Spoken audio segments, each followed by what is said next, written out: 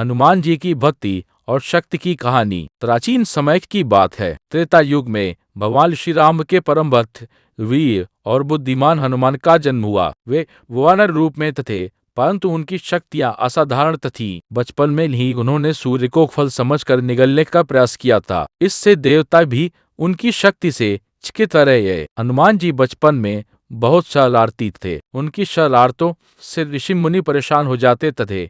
इसलिए उन्होंने उन्हें श्राप दिया कि वे अपनी शक्तियों को भूल जाएंगे जब तक कोई उन्हें याद न दिलाए। यही कारण था कि वे अपनी असली ताकत से अनजान रहे जब तक समय नहीं आया। समय बीतता गया और एक दिन राम और उनके भाई लक्ष्मण अपनी पत्नी सीता की खोज में वन और भटक रहे थे।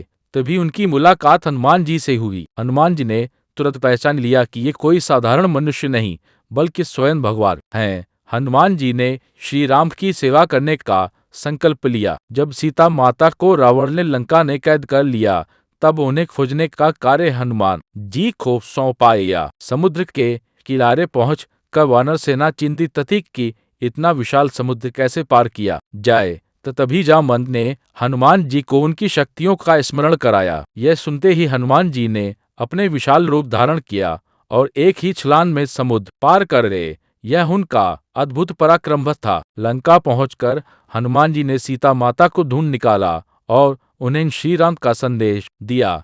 इससे सीता माता को बहुत आशा मिली। इसके बाद हनुमान जी ने लंका में अपना बल दिखाया। उन्होंने अशोक वाटिका को नष्ट कर दिया और रावण की सेना को पराजित किया। रावण ने क्रोधित होकर उनकी पूंछ में आग लगवा दी, लेकिन हनुमान जी ने इसे अवसर बना लिया और पूरी लंका को जला दिया। फिर वे सुरक्षित लौटकर श्री राम को सारी जानकारी दी। युद्ध के समय भी हनुमान जी ने महत्वपूर्ण भूमिका निभाई। जब लक्ष्मण जी घायल हो गए तो तब हनुमान जी संजीवनी बूटी लाने हिमालय है। वे सही जड़ी बूटी पहचान नहीं पाए, इसलिए पूरा पर्वत ही उठा लाए। उनकी इस सेवा से लक्ष्मण जी के प्राण बचे गए। हनुमान जी की सबसे बड़ी विशेषता उनकी भक्ति थी। वे अपने बल, बुद्धि और शक्ति का उपयोग केवल भगवान राम की सेवा में करते थे। उन्होंने कभी अपने लिए कुछ नहीं मांगा। आज भी हनुमान जी को